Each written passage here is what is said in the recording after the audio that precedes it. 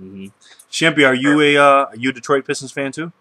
Yeah, absolutely. I mean, the older Detroit Pistons, I'd say the Detroit Pistons of about 5 years ago is one of my favorite teams of all time. I mean, they're struggling a little bit now, but I have faith.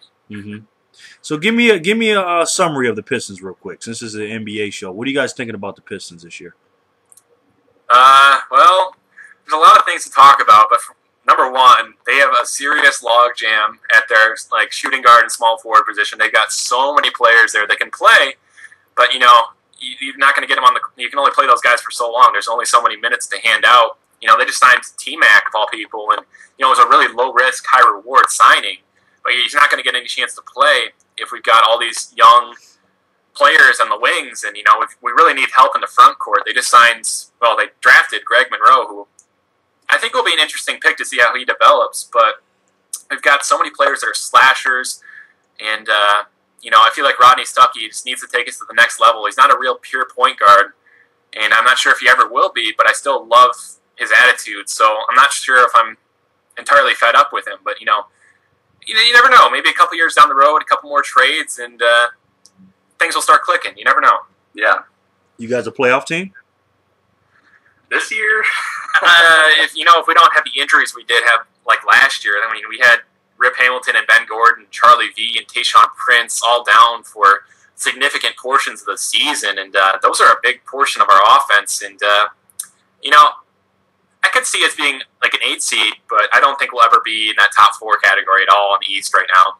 Yeah, honestly, I just don't think the defense is there anymore. I mean, with that championship team a while back, they were just such a great team and so cohesive, and just their defense was amazing when Ben Wallace was in his prime, and they just played everything so well. They had Chauncey, and it was just amazing. Everything flowed, even on the offense. Okay. So we'll get back on some NBA topics here in a minute, but let's talk about your crew games. Tell the audience who haven't watched your crew game videos and don't know how to put a crew together. Tell us how that process works. Well, obviously you're going to want to have some my players. You can play with regular players on a standard roster, but we always found having my players in a position of need on a team was the best way to go. And once you go into the menus, you can go into, I believe, Team Up, and then you can go to Crew Games. Then from there, you can create a crew, invite members. A couple things to keep in mind, though. When you invite these players, you have to have at least 2 players to play a game. But if you have any more than 3, maybe 4 players when you go into a game, it is going to be extremely laggy with how unreliable the 2K servers can be at times, and people will probably drop when you try and get into the game. And it's a really strenuous process, but there are games that make it really rewarding when you're actually going into the game. You select your players. We used a bunch of rosters in our videos. We ended up settling for I believe the Lakers in probably our last video, and just because you can't match the rebounding and the size they have, and we have Kobe just playing as Kobe, and we have Shempy run the point, much more athletic person than Derek Fisher, even though I respect his game. He's getting old. And, it was interesting. And, you run into these teams that run, 3, 4, 7, 5 players, and it's just it can get a little bit annoying and kind of, you can pull your hair out, that's for sure. But you got to remember that, you're going to get a good game every few games. And, it's rewarding. And you really run into some fun players at times as well. Yeah, you really find some great players. And I get really frustrated with it, honestly, sometimes, just because there's so many crews that play, just, abuse their stats, I guess, and shoot jack-up threes whenever they have the ball. And, I mean, it's not fun to play against. It doesn't feel realistic. And, I mean, obviously when you have my players that are 99 overall, sense of realism is not going to be there. But it's still, when you get another team that has some great players and they're trying to move the ball around and run an offense, it's really, really fun. And yeah, I bet it's fun for you because you're the point guard. yeah. I mean, and having campaign on that team is definitely a lot of fun too. You guys play a lot of two-man basketball when you guys are together? Well, we used to a lot because we played high school basketball at the same school for a while, and we do a little bit of the pickup stuff in real life. We throw the football around a lot, but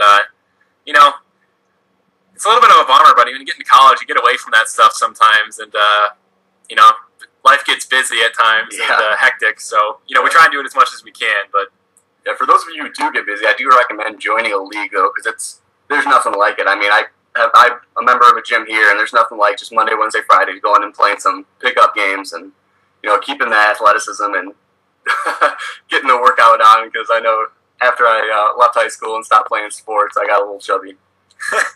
Don't we all? Well, speaking of that, let's get a scouting report, because we got a scouting report on the my players. Let's get a scouting report on the real players. Mancake, well, you go first. Tell me what kind of player Mancake is, or Ben.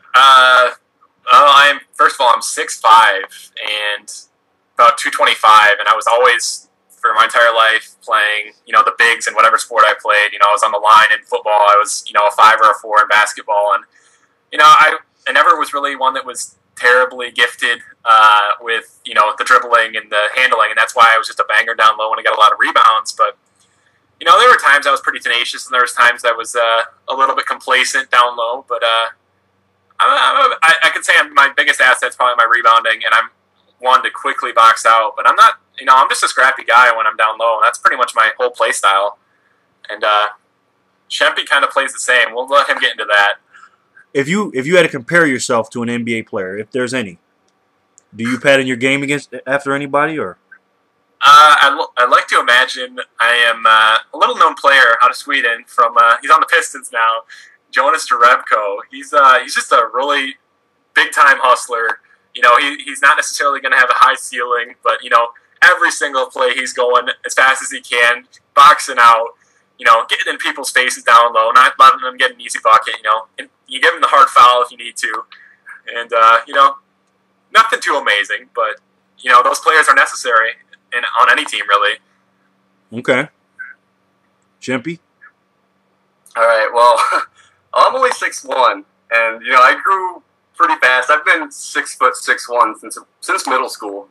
So I was playing center and power forward back then, and that's where I developed my skills, and that's where I stayed. So being 6'1" center and power forward in high school is definitely a different experience and not that easy. And I don't have a great posting. Honestly, I'm pretty much just athletic. I'm just really athletic, and I've played a lot of sports, and you know, basketball was never actually my number one sport. I played a lot of other sports, and I was captain on the other teams. So basketball was basically just to keep me in shape, but I did a lot of good things, and I used my athleticism well, and I played basically just really good defense, and my offensive game was a little weak, especially in terms of dribbling and shooting, which are pretty essential in the game. But I could bang it down low. I had some power, and yeah, that was yeah. Yeah, what people don't realize is this guy is he was like, I don't know, growing up, he was always a kid that was ridiculously built his entire life. You know, Pee-wee football, I remember this kid. Somehow I managed to beat him. I was on the other team, and we beat him like 7-6 on a bogus extra point call or something. And but he was like hurt, and he could still run us over. He was the kid that grew way early, was way fast. I think I mentioned this in some of our videos and mentioned it on our channel. But you know, he actually did go on to play college football for a couple years, and you know, he spent a lot of time at linebacker and tight end at times. And he's just always one of those kind of freakish athletes. And I know everybody has one of those guys in their you know, high school, or remember, you know, a friend. And you know, kind of not fun to go up against, that's for sure. Especially when he was. I guess in the groove, as you could say, and he was going not fun. Mm-hmm. How much you weigh now, Shempy? I think at playing weight in college, I was 215. I'm about 205 now. Okay, cool. So you guys play a lot of pickup together. I see you guys spend a lot of time together, right? Yeah, we try. Okay. Yeah. I mean, we both go to different schools, so I mean, it gets difficult when it's not summer, but we try to get together when we can. Okay. So tell me how you guys met and how long you guys known each other. Kind of a funny story. I moved to the town that we currently live in back in like 4th or 5th grade, and our fathers actually worked together. And my dad kept telling me about this kid who was in my class, and I was like, "Who is this guy?" And I don't know, kept talking about him all the time. And ended up meeting him, and I think we met in 5th grade, and like every couple of years we kind of just, you know, kept meeting up in classes, and we were never like really good friends until, I know we had these like spells, like in 7th and 8th grade we were really good friends again, and then we went on like a spell, you know how your cliques work in high school sometimes, and towards the end of high school we became friends again, and then we started working together during the summers once we actually got into college years, and you know, it's just really been a long relationship, I guess, a romance of sorts, and I don't know, just something that really has never died off, and we've always been pretty good friends, and really had the same interest for as long as I can remember. Yep. Wow. Since the 5th grade. Yes, sir. That's a long time, man. That you may be getting Elite. Are you going to be putting any of those videos up on your channel? And if so, are you going to do any comparison videos?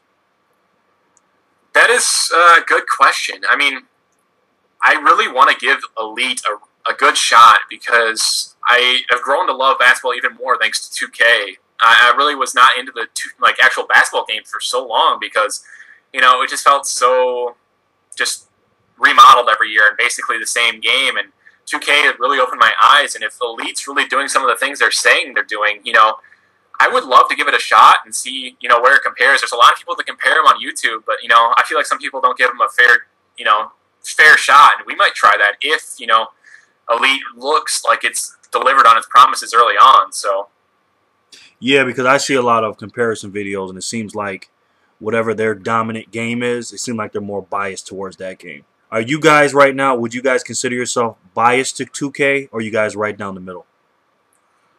Well, I would definitely say I'm biased just because I've tried the live franchise for, you know, a number of years and it just didn't work for me. And once I tried 2K, I was just hooked. So I definitely have a bias there. And, you know, playing 2K10 is just no other game like it. And, yeah. Okay.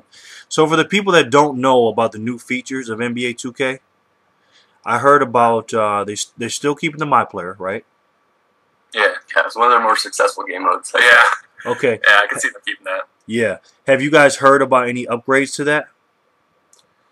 I haven't, but I've heard a lot of like suggestions that I almost really, really like. I spent a decent amount of time on the actual 2K forums where people talk and complain and, you know, rave about 2K and talk all sorts of stuff about 2K. And, you know, I found that a lot of people would love to see, you know, centers like Campaign have restrictions so that they're more realistic. You know, you can't have 99 speed as a 7'5" center. I love that idea because it would, you know, make things more, you know, physically realistic. And I would love to see these players, you know, with the offensive rebounding rating and the defensive rebounding rating actually meaning something, because that would be just immense. Like, I think Smooth talked about it the other time, or in the last interview with him, with like Kevin Love being an amazing rebounder. I'm watching him on the USA team right now in the FIBA World Championships, and he's just like, you know, an amazing rebounder for a guy that's undersized for his position, and he can't rebound anything in 2K because he's got like 12 vert rating. And